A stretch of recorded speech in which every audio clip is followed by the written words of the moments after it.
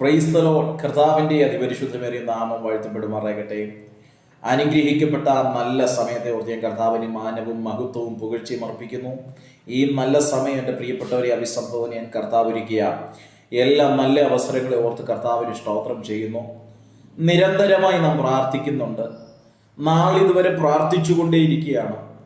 എൻ്റെ പ്രാർത്ഥനയ്ക്ക് മറുപടി ലഭിക്കുമോ എന്നുള്ള ചില സംശയങ്ങൾ പലപ്പോഴും നമ്മുടെ ഹൃദയത്തിൽ കൊണ്ടിടാറില്ലേ? കാര്യം നിരന്തരമായി നാം പ്രാർത്ഥിച്ചുകൊണ്ടിരിക്കുകയാണ്. അങ്ങനെയുള്ള ചില സംശയങ്ങളെ നോക്കിയിട്ട് പരിശുദ്ധാത്മാവ് ഇന്ന് ഈ സമയം പ്രിയപ്പെട്ടവരോട് കൈമാറാൻ ആഗ്രഹിക്കുന്ന ഒരു ദൂതുണ്ട്. യോഹന്നാന്റെ സുവിശേഷം 4-ാം അധ്യായം അതിൻ്റെ 48, 49, 50 വേദഭാഗം ഇങ്ങനെയാണ് വായിക്കുന്നത്. യേശു അവനോട്, നിങ്ങൾ അടയാളങ്ങളും അത്ഭുതങ്ങളും കണ്ടിട്ടല്ലാതെ വിശ്വസിക്കുകയില്ല എന്ന് പറഞ്ഞു. അടുത്ത വാക്യം, രാജഭൃത്യൻ അവനോട്, കർത്താവെ, പൈതൽ മരിക്കും മുമ്പേ വരേണമേ എന്ന് പറഞ്ഞു. 50-ാമത്തെ വേദഭാഗം, യേശു അവനോട്, പൊയ്ക്കൊള്ളുക, നിന്റെ മകൻ ജീവിച്ചിരിക്കുന്നു എന്ന് പറഞ്ഞു. യേശു പറഞ്ഞ വാക്ക് വിശ്വസിച്ച് ആ മനുഷ്യൻ പോയി. വളരെ പരിചിതമേറിയ ഒരു തിരുവചന ഭാഗമാണ് നാം വായിച്ചു കേട്ടത്. യേശു ഗലീലയിലെ കനാവിൽ അത്ഭുതങ്ങൾ ചെയ്ത അതേ കനാവിൽ തന്നെയാണ് ആയിരിക്കുന്ന സമയങ്ങളിൽ കപർന്നഹൂമിൽ നിന്ന് ഒരു മനുഷ്യൻ യേശു അവിടെ ഉണ്ട് എന്നുള്ള വാർത്ത കേട്ട് വളരെ വേദനയോടെ, വളരെ ഭാരത്തോടെ യേശുവിൻ്റെ അടുക്കലേക്ക് ചെല്ലുകയാണ്. നിർബന്ധിക്കുകയാണ് യേശുവിനെ. യേശുവേ, എൻ്റെ മകൻ മരിക്കാറായിരിക്കുന്നു. എൻ്റെ ആകെ പ്രതീക്ഷയാണത്, എനിക്കുള്ള പ്രതീക്ഷയാണത്. അത് കൈവിട്ടു പോകുന്ന ഒരു സാഹചര്യത്തിലായിരിക്കുന്നു. യേശുവെ, എനിക്ക് വേണ്ടിയിട്ട് മനസ്സലിയണമേ എന്ന രാജഭൃത്യർ യേശുവിനോട് ചോദിക്കുന്ന ഒരു ചോദ്യമുണ്ട്. ദൈവത്തിന് സ്തോത്രം ചെയ്യുന്നു. 4-ാമത്തെ അധ്യായത്തിൽ വലിയൊരു വിടുതലാണ് മനുഷ്യന് വേണ്ടി യേശു പകർന്നു കൊടുക്കുന്നത്.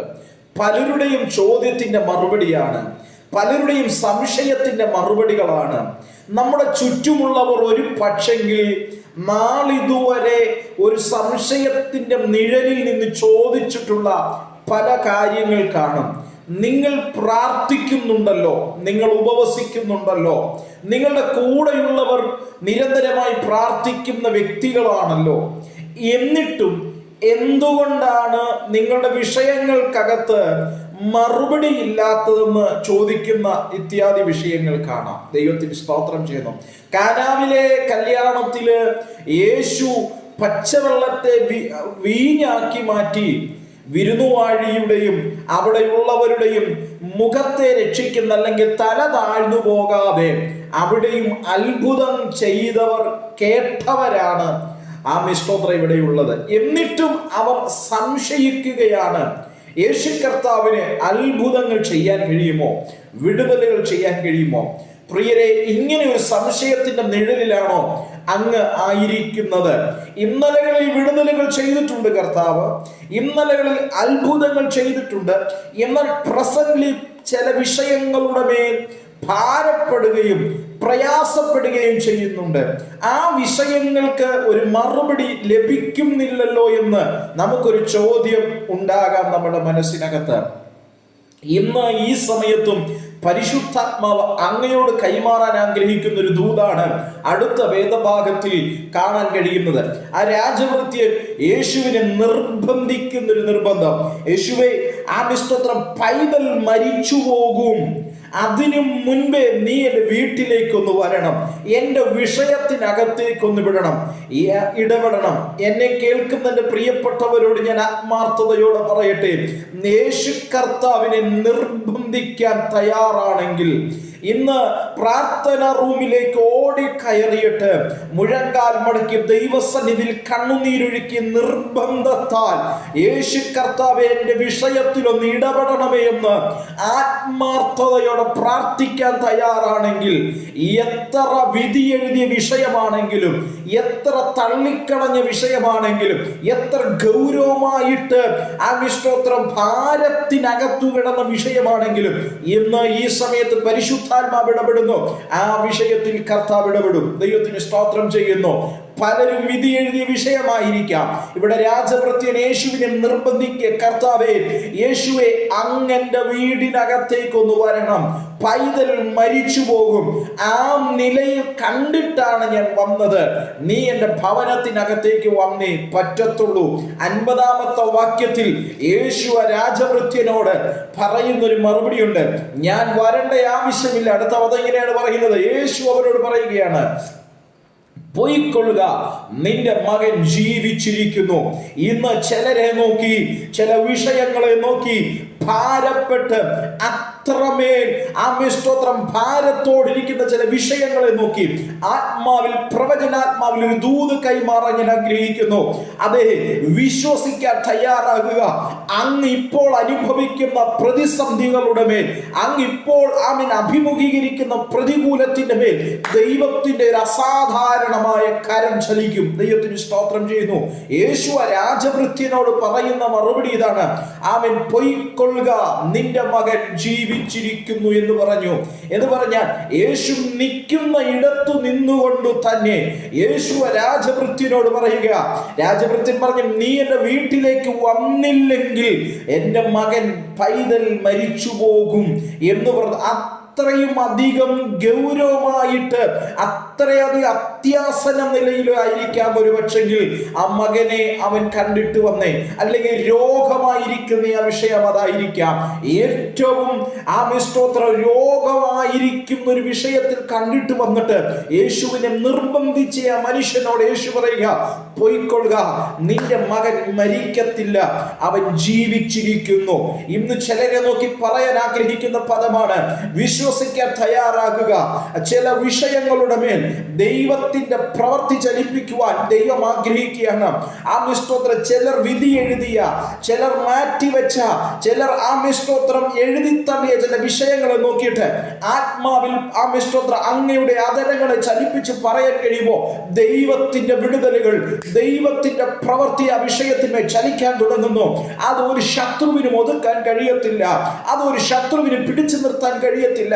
യേശു ഒരു വാക്കു പറഞ്ഞാൽ അതെന്റെ ജീവിതത്തിനകത്ത് അനുഗ്രഹപൂർണമായി മാറുവാനിടയായി തീരും. ദൈവത്തിന് സ്തോത്രം. യേശുവിന് മരണത്തിന്റെ മേൽ സ്തോത്രം അധികാരമുണ്ട്, പ്രകൃതിയുടെ മേൽ അധികാരമുണ്ട്. സുവിശേഷം ആദ്യം മുതൽ അവസാനം വരെ പഠിക്കുമ്പോഴും യേശു സകല വിഷയത്തിലും അധികാരമുള്ളവനാണെന്ന് നമ്മെ പഠിപ്പിക്കുന്നു.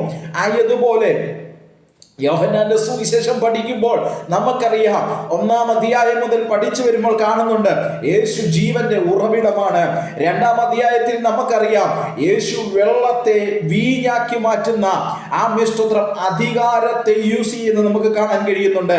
സമയത്തിന്റെ മേൽ അധികാരമുള്ളവനാണെന്ന് 38 വർഷമായി കുളക്കടയിൽ കിടന്ന സ്തോത്രം ആ മനുഷ്യനെ, ബെഥെസ്ദ എന്ന കുളക്കടവിൽ കിടന്നവനെ എഴുന്നേൽപ്പിക്കുമ്പോൾ ആ സമയത്തിൽ പോലും അധികാരമുള്ളവനാണെന്ന് തെളിയിച്ചവനാണ് യേശു. 5000 പേരെ പോഷിപ്പിച്ച് ജീവന്റെ അപ്പമാണെന്ന് അധികാരം തെളിയിച്ചവനാണ് യേശു. അടുത്തത്, പ്രകൃതിയുടെ മേൽ അധികാരമുള്ളവനാണ്. കാറ്റിനെ ശാസിക്കുകയും എന്തിനേറെ പറയുന്നു, വെള്ളത്തിന്റെ മുകളിലൂടെ നടക്കുകയും ചെയ്യുന്ന യേശു അധികാരത്തെ വെളിപ്പെടുത്തുന്നത് കാണാൻ കഴിയുന്നു. പിറവിയിലെ കുരുടനായ മനുഷ്യനെ സൗഖ്യമാക്കി ലോകത്തിന്റെ വെളിച്ചമാണെന്നുള്ളത് തെളിയിച്ചു കൊടുക്കുന്നത് കാണാൻ കഴിയുന്നു. ലാസറിനെ മരണത്തിൽ നിന്ന് ഉയർപ്പിച്ച് മരണത്തിന്റെ മേൽ അധികാരമുള്ളവനാണെന്ന് യേശു കർത്താവ് ഈ സുവിശേഷത്തിൽ നമ്മെ പഠിപ്പിക്കുന്നു. അത്ഭുതകരമായ മീൻപിടുത്തം അവസാനത്തെ അധ്യായത്തിൽ കാണിച്ചു തന്ന് ജീവജാലങ്ങളുടെ മേലും അധികാരമുള്ളവനാണെന്ന് വെളിപ്പെടുത്തി കാണിക്കുന്നറിയാം. എന്ന് പറഞ്ഞാൽ ഒറ്റ കാര്യമേ പറയാൻ ആഗ്രഹിക്കുന്നുള്ളൂ. ഏതൊരു വിഷയത്തെയും യേശുവിന്റെ അടുക്കലേക്ക് കൊണ്ടുചെന്നാൽ ആ വിഷയത്തെ യേശു പരിഹരിക്കുവാനിടയായി തീരും. ഒറ്റ കാര്യം, സംശയങ്ങളെ മാറ്റിവെച്ചിട്ട് വിശ്വാസത്തോടെ കർത്താവിന്റെ സന്നിധിയിലേക്ക് അടുത്തു ചെല്ലാൻ തയ്യാറാണെങ്കിൽ അങ്ങിന്ന് അഭിമുഖീകരിക്കുന്ന ചില വിഷയങ്ങളുടെ മേൽ യേശു കർത്താവിന്റെ അത്ഭുതത്തിന്റെ കരം ചലിക്കുവാനിടയായി തീരും. വചനത്തെ വിശ്വസിക്കാൻ തയ്യാറാകുക, വചനത്തിൽ അടിസ്ഥാനപ്പെട്ടവരാകാൻ തയ്യാറാകുക, വചനത്തിൽ ഉറയ്ക്കുവാൻ തയ്യാറാകുക.